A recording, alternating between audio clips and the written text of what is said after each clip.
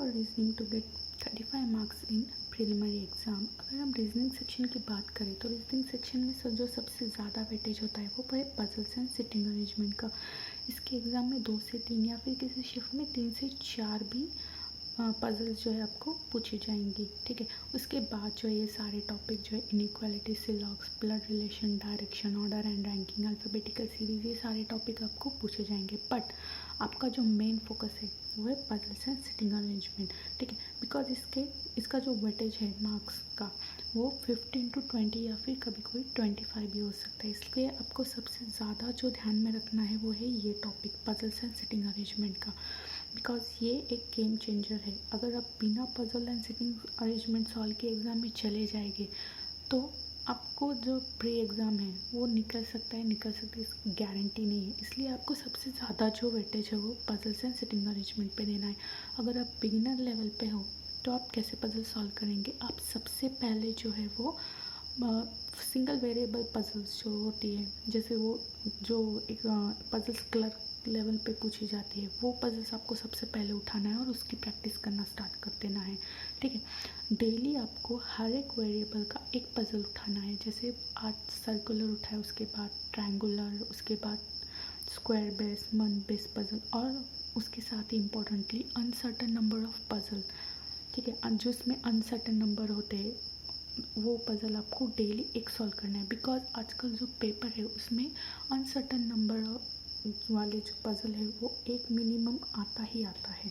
इसलिए आपको जो पज़ल है वो डेली सॉल्व करना है। आप अगर बिगिनर लेवल से स्टार्ट कर रहे हो तो आप सबसे पहले सिंगल वेरिएबल पज़ल उठाओगे और इसकी प्रैक्टिस करना स्टार्ट कर दोगे। जब आपको लगे कि आपके सिंगल वेरिएबल पज़ल जल्दी जल्दी बन रहे हैं तो आप फिर डबल वेरिएबल पज़ल उठाना स्टार्ट कर दीजिएगा, जो कि पीओ एग्ज़ाम में पूछे जाते हैं, प्रीलिमिनरी में। ठीक है, उसके बाद थोड़े दिन प्रैक्टिस करने के बाद आप उसके साथ एक मेंस लेवल पज़ल उठाइए सॉल्व करने के लिए। अगर आप मेंस लेवल पज़ल सॉल्व करते हैं ना तो जो आपकी अंडरस्टैंडिंग पावर है वो ऑटोमेटिकली इंक्रीज़ हो जाएगी और आपकी जो स्पीड है पज़ल सॉल्व करने की वो ऑटोमेटिकली इंक्रीज़ हो जाएगी और आपका जो कॉन्फिडेंस लेवल है वो पज़ल सॉल्व करने का वो अप हो जाएगा। बट अगर आप जल्दी जो पज़ल्स है वो सॉल्व नहीं कर सकते तो मेंस लेवल पज़ल मत उठाइएगा अभी के लिए। अभी सिर्फ आप ध्यान प्री लेवल पज़ल पे दीजिए। जब आपकी थोड़ी अंडरस्टैंडिंग पावर बढ़ेगी, जब आप double triple variable puzzle solve करना सीख जाओगे तब मिनिमम डेली एक पज़ल जो है वो मेंस की उठानी है, वो आपको प्रैक्टिस करनी है, जिस वजह से जो आपकी अंडरस्टैंडिंग पावर है और जो आपकी स्पीड है वो ऑटोमेटिकली बढ़ जाएगी। उसके साथ ही इनइक्वालिटी, सिलॉग्स, इसके भी दिन में 10-10 क्वेश्चन सॉल्व करने। इनइक्वालिटी तो एग्ज़ाम में इजी वाली पूछी जाती है, बट जो सिलॉग्स है उसके आजकल एग्ज़ाम में ओनली अ फ्यू वाले सिलॉग्स पूछे जा रहे हैं, जिस वजह से जो कन्फ्यूजन है इस सिलॉग्स से क्रिएट होता है। ओनली अ फ्यू जो क्वेश्चन है इसके आपको कम से कम 10 सेट सॉल्व करने हैं दिन में, जिसकी वजह से जो आपकी अंडरस्टैंडिंग पावर है वो सिलॉग सॉल्व करने की वो बढ़ जाएगी। उसके साथ ही blood relation, direction, order and ranking, alphabetical series, इसके भी आपको कम से कम 2-2 क्वेश्चन सॉल्व करने हैं। ठीक है, ये एग्ज़ाम में जो इसका वेटेज है वो सिर्फ 10 से 12 मार्क का है, बट जो पजल्स एंड सिटिंग अरेंजमेंट है इसका वेटेज एग्ज़ाम में 15 से 20 मार्क का है। इसलिए आपको सबसे ज़्यादा जो ध्यान देना है वो पजल्स एंड सिटिंग अरेंजमेंट का। इसलिए आपको डेली इसकी प्रैक्टिस करनी होगी। मीन्स आज अगर आपने प्रैक्टिस नहीं की तो जो आपकी स्पीड है वो डाउन आना स्टार्ट हो जाएगा। इसलिए डेली 2 से 3 जो सेट है वो पजल्स के सॉल्व कीजिएगा। ठीक है, उसके साथ ही ये सारे जो टॉपिक है उसका भी आपको डेली प्रैक्टिस करनी चाहिए, जिसकी वजह से आपकी जो स्पीड है वो बढ़ जाएगी। बट अगर आप बिगिनर लेवल पे तैयारी कर रहे हैं तो जो क्विज़ेस है या फिर जो मॉक है वो अभी मत देना स्टार्ट कीजिएगा। ठीक है, अगर आपको कुछ पज़ल में उतनी इम्प्रूवमेंट नहीं है, अगर आपने मॉक दे दी तो जो मॉक है वो तो ख़राब हो ही जाएगी। वैसे आपका जो कॉन्फिडेंस है पज़ल सॉल्व करने का या फिर जो कॉन्फिडेंस है क्वेश्चन सॉल्व करने का वो लो हो जाएगा मार्क्स देख के।